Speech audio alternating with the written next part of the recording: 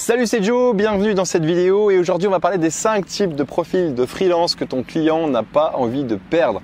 Alors peut-être que toi tu es freelance, peut-être que voilà, tu fais de la prestation de service et tu le sais comme moi, tu vois, c'est super important de pouvoir garder ses clients parce que quand tu as des clients avec qui tu travailles de manière récurrente, ça t'évite de passer du temps à démarcher tout le temps et ça te permet de créer une relation de confiance. Tu vois, un client, c'est un peu comme une relation de couple, c'est-à-dire que plus ça dure longtemps, tu vois, plus c'est épanoui, plus c'est beau, plus ça se passe mieux, plus il y a moyen de travailler sereinement, tu vois, et de manière et en toute confiance, quoi. Et du coup, aujourd'hui, je vais donner 5 types de profils de freelance que les clients aiment bien garder sur le long terme. Alors, c'est basé sur mon expérience, c'est basé sur ce que j'ai vu et bien sûr, il y en a d'autres. Bien sûr, il y a d'autres moyens de le faire. Peut-être que tu vas pas être d'accord avec ces 5 profils, mais je trouve ça intéressant de connaître ça. Donc, on commence tout de suite. Pour moi, le premier profil, et c'est pas forcément le plus intéressant, mais le premier profil, c'est le freelance sympa. C'est-à-dire que tu as un gars, à chaque fois qu'on t'appelle, tu es sympa, tu as le sourire, tu es optimiste. Et en plus de ça, tu es le gars un peu débrouillard, c'est-à-dire que à chaque fois que ton client va te poser une question, tu vas répondre avec sourire et tu vas lui apporter une solution parce que tu es un peu débrouillard et tu es le mec qui est optimiste, c'est-à-dire qu'à chaque fois, ton client a peut-être un problème, tu vois, avec son site ou je sais pas trop quoi, toi tu es là, mais non, il n'y a pas de souci, écoutez, moi je vais m'en occuper aujourd'hui, je vais le faire, voilà, ça va bien se passer. Tu es le mec sympa, tu vois, tu as le mec, quand on t'appelle, on a envie de rester avec toi parce que tu es sympa et parce que tu as cette aura autour de toi, tu vois, qui te rend sympa et à chaque fois que ton client va t'appeler, il va pas se dire je vais appeler l'autre con qui se plaint tout le temps, non, il va appeler le mec sympa qui le débrouille, qui le dépanne à chaque fois. Voilà, ça c'est le premier profil, tu vois, c'est un profil un peu simple, mais c'est un profil qui fonctionne, tu vois. Le deuxième profil, c'est le profil du mec qui a l'expérience du passé. C'est-à-dire que, par exemple, toi, tu as bossé dans une agence ou tu as bossé dans une entreprise, tu vois, et tu connais par expérience tout le fonctionnement de l'agence. Par exemple, il y a beaucoup de gens, tu sais, notamment qui travaillent en SS2I, ils travaillent dans des sociétés, etc. Et puis derrière, ils deviennent freelance. Et en général, des fois, les SS2I, les clients des SS2I vont rappeler ces personnes-là parce que elles savent que le freelance en question, il a développé toute l'architecture sur leur plateforme, je sais pas trop quoi, tu vois. Et du coup, c'est mieux de travailler avec la même personne parce qu'elle connaît l'architecture, elle sait comment ça a été fait. Et derrière, toi, tu arrives, c'est facile. Moi, ça m'est déjà arrivé d'avoir des prestations comme ça quand je bossais en agence. J'ai des clients de l'agence, tu vois, quand je bossais en agence, qui m'ont vu sur LinkedIn, qui ont vu que j'étais freelance. Et au lieu de rappeler l'agence, elles m'ont rappelé directement parce que moi j'avais bossé sur leur plateforme. C'est moi qui avais été le chef de projet, c'est moi qui avais développé le truc aussi. Du coup, c'était plus simple pour eux de me rappeler directement parce que je connaissais, j'avais fait le truc. Et en plus de ça, j'étais un peu moins cher que l'agence, donc forcément, c'était plus intéressant pour eux. Donc c'est un point qui peut être intéressant, c'est d'avoir justement avoir mis les mains dans le cambouis en fait de ton client avant. C'est-à-dire que tu es le freelance du passé, tu vois, et tu as l'expérience. Ça te permet tu as une longueur d'avance forcément sur tous les autres si tu avais fait du bon boulot. Il n'y aura pas de souci pour revenir. Le troisième point, c'est que tu es le meilleur dans ton domaine. C'est-à-dire que ton client a déjà allé voir ailleurs, il n'a jamais trouvé quelqu'un aussi bon que toi.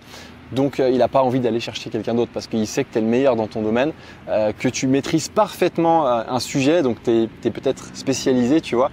Et que s'il veut avoir des résultats, il n'a jamais trouvé ailleurs aussi bien, il a regardé sur internet, il a vu que tu avais été recommandé, tu as travaillé pour des grands groupes, t'es le gars avec qui on a envie de bosser et du coup il va pas s'amuser à aller chercher quelqu'un d'autre parce qu'il sait très bien que il trouvera pas ailleurs. Le quatrième point, c'est peut-être tout simplement parce que tu as un réseau de ouf, c'est-à-dire que toi tu es un freelance qui a des partenaires qui sont incroyables. C'est-à-dire qu'à chaque fois que ton client a une demande, tu vois, toi tu dis « Ah oui, alors non, moi ça je peux pas le gérer. Par contre, j'ai cette personne de confiance avec qui je travaille depuis des années, qui fait un excellent travail et si vous voulez, vous n'avez pas besoin forcément de vous en occuper. Moi, je peux m'occuper du dialogue avec elle. Tu vois, tu fais un petit peu ton chef de projet et du coup, tu travailles avec tes partenaires ou alors tu peux les laisser travailler directement, mais tu es la personne qui va leur enlever le fardeau du pied de devoir trouver un autre prestataire. Par exemple, je sais pas, tu bosses pour une société qui fait du e-commerce et toi tu es le roi du développement web pour l'e-commerce, tu as fait les meilleures fonctionnalités pour leur site, je sais pas, ils peuvent ajouter le panier s'affiche, machin, enfin bref, n'importe quoi, je dis des conneries, tu vois. Tu sais que ton client a besoin d'un community manager et tu connais le meilleur community manager du marché, tu vois, le mec qui fait un boulot de ouf. Tu leur conseilles le community manager, ils sont super ravis, ils bossent avec lui, tout fonctionne bien. Et puis derrière, ils ont un autre besoin, ils veulent améliorer leur référencement, tu vois, mais vraiment de manière pointilleuse, et bah toi tu connais le meilleur SEO du marché et tout, tu leur donnes, ils ont déjà vu que tu connaissais le meilleur community manager, du coup tu leur donnes le meilleur SEO, et voilà, et petit à petit, bah voilà, tu as un réseau de ouf, et ton client, parce que tu as un réseau de ouf, il perd pas de temps à chercher des gens. Il sait qu'il peut te contacter et tu vas trouver la bonne personne qui va l'aider à faire la bonne chose et de manière correcte et de manière tu vois, évolutive, un truc qui va marcher dans le futur. Et ça, pour le client, c'est de l'or parce que voilà, il n'a pas besoin de courir après des prestataires. C'est toi qui vas le faire. Tu vas faire ce job pour lui. Ça demande un truc, ça demande que bah voilà, déjà tu as un bon réseau, donc que tu fasses du netlinking, pas mal de netlinking. Ou alors que tu sois depuis un moment dans le marché. Ça demande aussi peut-être que tu aies besoin de facturer tout ce qui est gestion de projet et du coup que tu prévois du temps avec ton client, tu vois, dans le projet. C'est-à-dire que toi, du coup, tu deviens peut-être pas forcément développeur. Si de base tu es développeur, tu deviens aussi peut-être chef de projet. Et du coup, faut bien prévoir ce temps dans ton budget. Le 5e freelance que tes clients vont adorer, c'est le freelance qui a réponse à tout. C'est-à-dire que ton client a une problématique, tu vois, et toi tu vas arriver, tu vas dire mais moi je peux vous aider là-dessus, je peux vous aider, je sais comment faire. Voilà, moi si vous voulez, je vous fais un devis demain. Et puis on commence après-demain. Et là ton client du coup qu'est-ce qu'il dit? C'est génial, ce gars il sait tout faire.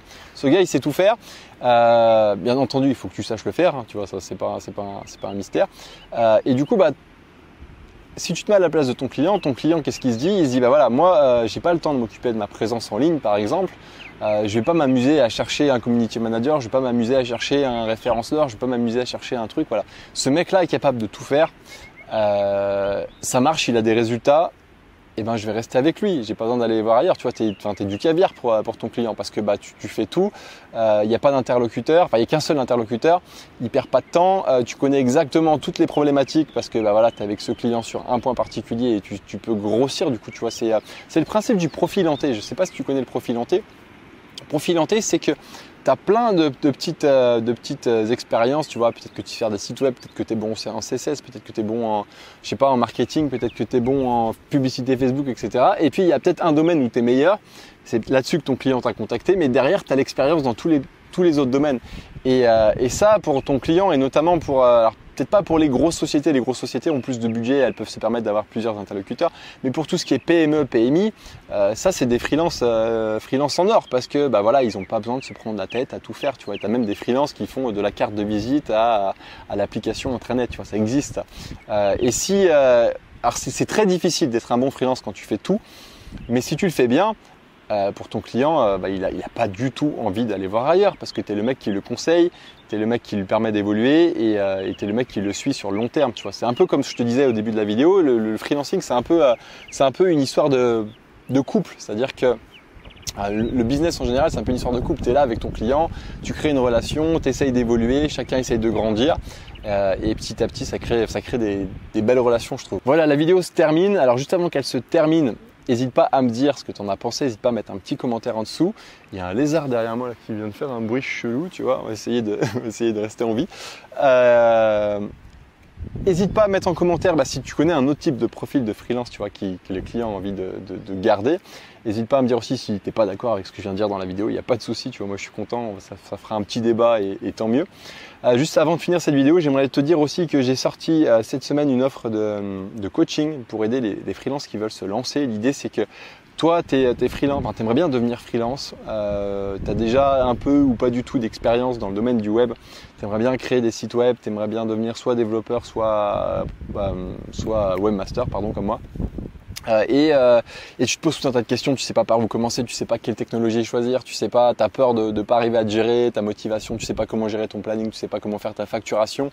Enfin bref, toutes ces conneries de questions qu'on se pose au début. L'idée c'est que moi je t'accompagne, tu verras, clique sur le lien en dessous, tu verras, tu as une page et rédigé tout un tas de trucs pour t'expliquer qu'est-ce qu'il va y avoir dans ce système de coaching. Donc va jeter un œil si ça t'intéresse. Derrière, il y a un petit formulaire que tu peux compléter et moi, derrière, je te rappelle et on fait le point ensemble. Voilà. Sur ce, je te souhaite une excellente fin de journée, un excellent week-end et on se donne rendez-vous mardi prochain pour une nouvelle vidéo. Et d'ailleurs, mardi prochain, en théorie, on devrait enfin être dans la maison. Tu sais, je te le dis depuis un petit moment, on construit une maison aussi au Brésil. Et à partir de mardi prochain, à partir de demain, on déménage dans la maison. Donc à partir de mardi prochain, toi, tu vas me voir normalement dans la nouvelle maison. J'ai acheté un petit trépied, il y aura une jolie vue, tu verras, ça va être cool. Donc voilà, super. Bon, moi, je te dis à mardi, merci pour ton attention jusqu'à la fin de la vidéo et et belle fin de journée à toi. Ciao.